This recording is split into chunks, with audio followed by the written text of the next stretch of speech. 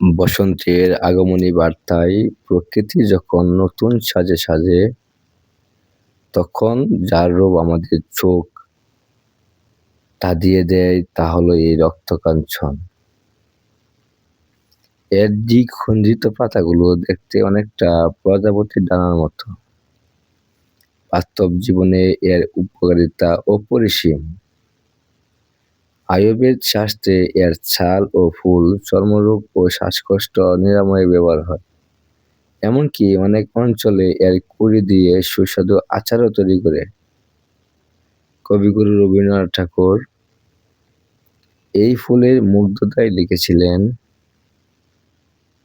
ফাল্গুনে বিকশিত কাঞ্চন ফুল, ডালে ডালে পুঞ্জিত আম্রমুকুল। এই রক্তকাঞ্চন আমাদের শেখায় প্রতিকূলতার মাঝেও কিভাবে রঙিন হয়ে ফুটে থাকতে হয়।